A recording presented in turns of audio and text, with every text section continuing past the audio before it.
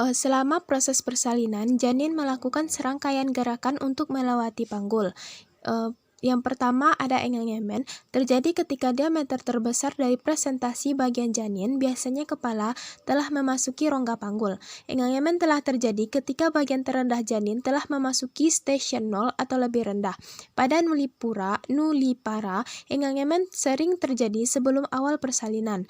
Namun pada multipara dan beberapa nulipara, engangemen tidak terjadi sampai setelah persalinan dimulai.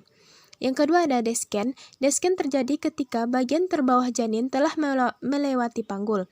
Desken atau penurunan terjadi akibat tiga kekuatan, yaitu tekanan dari cairan amnion, tekanan langsung kontraksi fundus pada janin, dan kontraksi diafragma serta otot-otot abdomen ibu pada saat persalinan.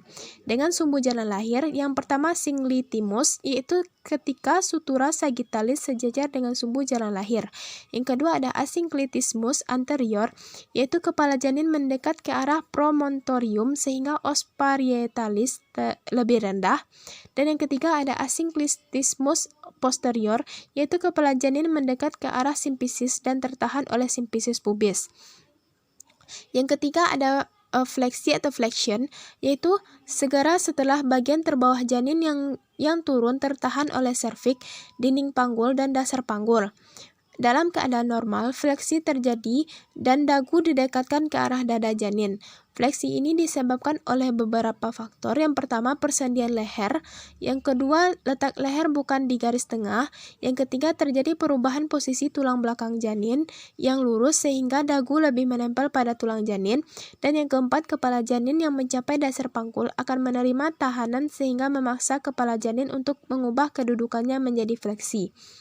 Yang keempat ada putaran paksi atau internal rotation, yaitu putaran paksi dalam dimulai pada bidang setinggi spina ischiadica setiap kali terjadi kontraksi. Kepala janin diarahkan ke bawah lengkung pubis dan kepala berputar saat mencapai otot panggul. Yang kelima ada ekstensi atau extension. Saat kepala janin mencapai perineum, kepala akan defleksi ke arah anterior oleh perineum. Mula-mula oksiput melewati permukaan bawah simfisis pubis, kemudian kepala keluar mengikuti sumbu jalan lahir akibat ekstensi. Yang keenam ada putaran paksi luar atau external rotation. Putaran paksi luar terjadi ketika kepala lahir dengan oksiput anterior. Bahu harus memutar secara internal sehingga sejajar dengan diameter anterior posterior panggul. Rotasi eksternal kepala menyertai rotasi internal bahu bayi. Yang ketujuh ada ekspulsi.